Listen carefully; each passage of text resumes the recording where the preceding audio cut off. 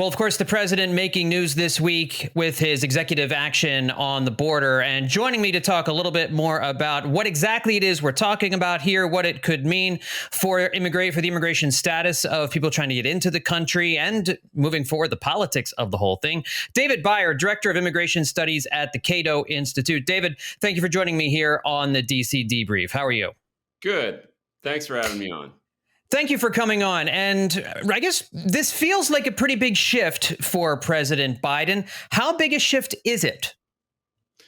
Look, I think this is actually consistent with his approach since day one. He tried to enforce Title 42 ineffectively, of course, which Title 42 was the health code asylum ban that President Trump had instituted in March 2020. That continued until May 2023.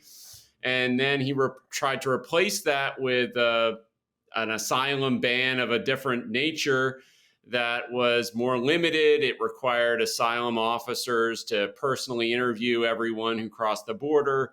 There haven't been enough asylum officers to do that. And so lots of people continued to be released without having their claims be reviewed by asylum officers. And so now this is the more extreme asylum ban that is trying to avoid at least having people go before asylum officers at all and just allow Border Patrol to remove people without hearing whether they have a fear of persecution in their home country. So this is obviously limited. It only occurs once we see a certain number of border encounters in the span of any given period of time here. So, but if this were to go into place right away, this would start right away because we are seeing those numbers right now, are we not? Right. It's already in effect. It went into effect at midnight last night. Okay. This is in effect until border encounters on a daily basis for a 2-week period fall below 1,500 per day. So 45,000 in a month. We haven't seen that level since the middle of the pandemic, actually in the early pandemic period. Every month from August 2020 under the Trump administration until this last month has been above that 45,000 threshold. So there's no reason at all to believe that they can actually meet the standard which they've established as sort of the measure of success. So you mentioned this is essentially returning to a policy that was under President Trump, and Republicans have been calling for the president to use his legal authority to make changes at the border, to strengthen the policy at the border. So is this a step in the right direction? No, not in my opinion. Look, what happened under Title 42 is an experiment in what happens when you just ban asylum. You give no one any reason to try to turn themselves into Border Patrol. And under that regime of the demographic groups that it was mainly targeted against, which were Central American and Mexican single adults, the number of encounters with those individuals kept going up and up and up.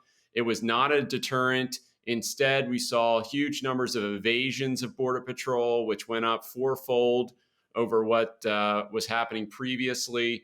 And so since we've gotten rid of Title 42, we've seen a 70% decline in the number of these evasions as people recognize, okay, I can turn myself in, request asylum, which gives Border Patrol more control. There's less trespassing on private lands. There's fewer car chases. There's less chaos. It's not ideal by any means, but just cracking down, in my view, is not necessarily going to lead to the more positive outcomes that we want, which is less illegal immigration. So what in your mind would be a positive step that the president could take outside of Congress? Because we'll get to Congress in just a second. But if the president wanted to do something on his own that would, as you said, make it so that there are fewer illegal attempts to cross and people trying to enter the country the right way, but we're still being inundated with folks. Is there anything that President Biden can do on his own right now to try and stem the tide? Look, you can certainly process people who are trying to request asylum at legal crossing points. This is 100% within his authority. This is statutorily required in some interpretation of the statute. It says you can apply for asylum at a port of entry. Unfortunately, the administration has capped the number of people who can request asylum at ports of entry, requiring that they use a phone app in order to make an appointment and then ultimately be reviewed at that port of entry. And so basically, we have this cap. It's been in effect since May 2023 at the same level throughout this period. And now he's saying we're going to ban all these people who are crossing illegally. They have nowhere to go into the legal process. So we're going to say you can't cross illegally. Okay, that's fine. But then there's no legal process for them to go to, which means they're still going to come, but they're going to come illegally and try to avoid the Border Patrol, try to get in the back of tractor trailers or trucks and try to get into the interior of the United States that way. So I see the situation as, not just about the illegal immigration, but also the legal process for people who are trying to go the right way. This order actually restricts the number of people who can come legally through that process as well. So I am not optimistic that this order is going to be a game changer. It could lead to more chaos at the border rather than less.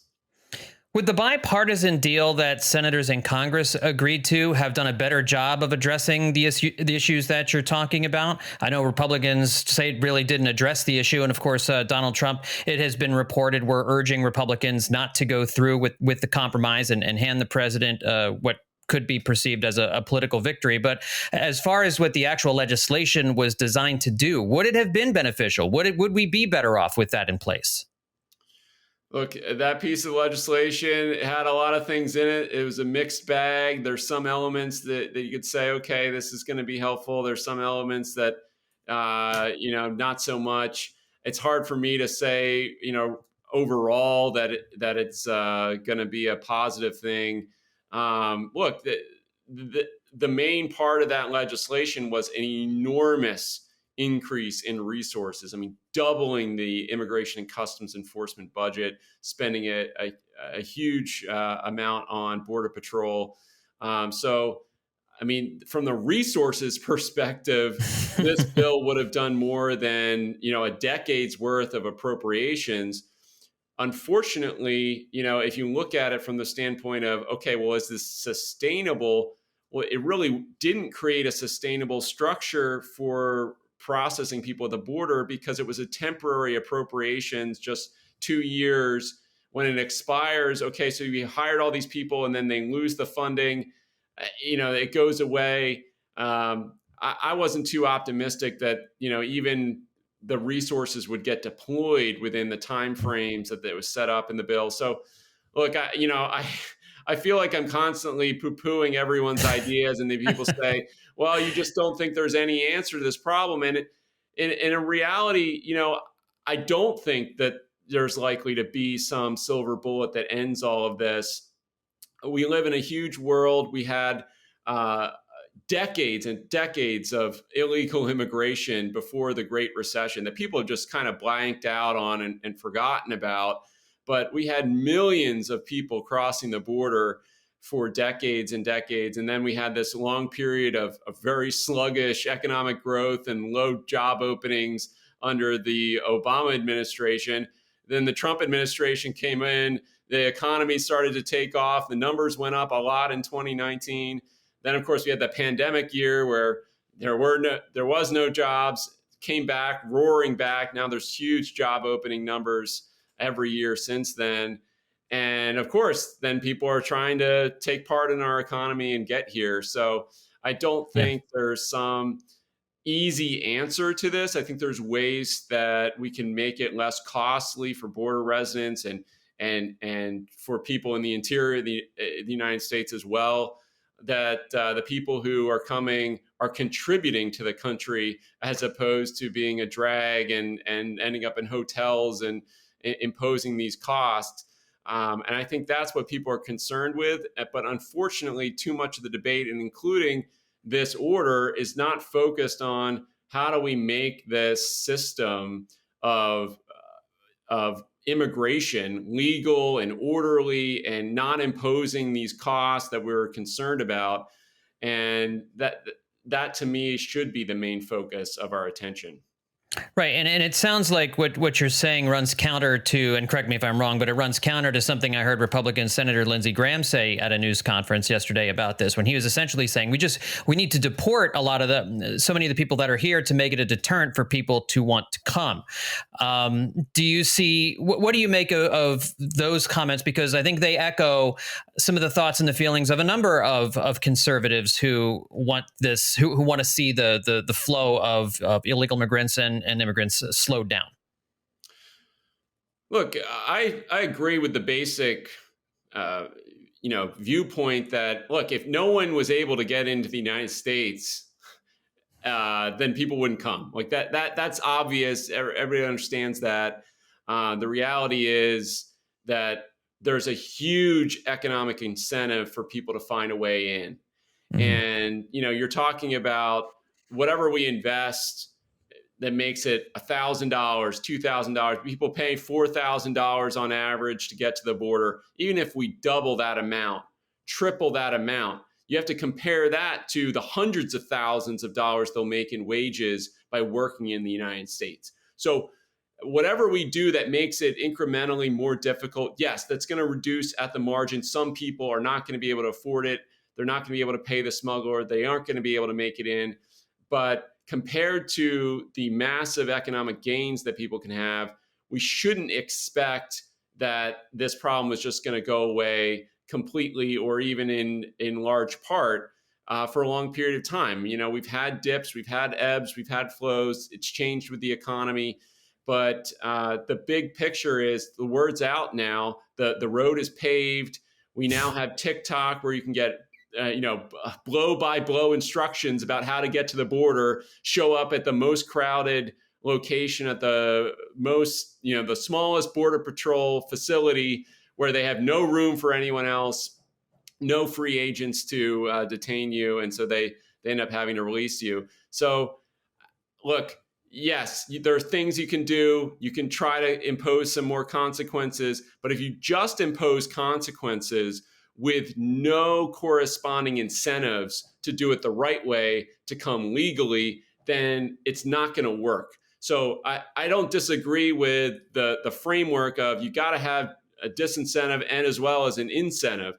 And I think we've spent so much time on the disincentives, not recognizing the basic economic realities here are such that it's the incentives or the disincentives are not likely to work without having a corresponding incentives for people to go through the legal process. And right now there's not really a legal process outside of asylum. And we shouldn't be relying on that to fill our economic needs and have people come for jobs and fill these 8 million open jobs that employers have in the United States. So that's the missing piece in the conversation that I want people to think about is, look, we shouldn't really have this expectation that we can just flip a switch and people will stop coming because we're a great country. I mean, right. We have freedom. We have economic opportunity. People want to participate in it. If you put yourself in the position of the people on the other side of the border, what would you be doing? I certainly would want to participate in the American success story. The question is, well, how do we deal with this situation, this reality of people wanting to come in a way that's best for the United States? And the best thing we can do is have a legal way so they come and contribute right away without having all of these costs and illegality, and let Border Patrol focus on the people who wouldn't qualify for that, the people who are threats. And, we really haven't had that serious conversation about going forward. Okay, so how are people supposed to come to the United States? Yeah, it sounds like a conversation that needs to happen with adults in the room. And it doesn't seem as though that we were able to have that conversation right now at this stage of the game. Last thing for you, politically speaking, what do you think this does for the president? Do you think this convinces enough independent voters to that Biden is doing something, that he's addressing the problem? And for people for whom this is a major issue, does this convince them that the president is at least aware aware and is trying to solve the issue, or does it hurt him more with his base? Does he risk losing some of the folks that have long been supportive of his immigration policies? Look, I don't see any upside, frankly. I see a lot of downside here because, he's coming out and saying, "Oh, I have this authority to shut everything down," but I didn't use it for for the first 4 years. So, I mean, that doesn't sound so good, and you can get criticized from that standpoint on it.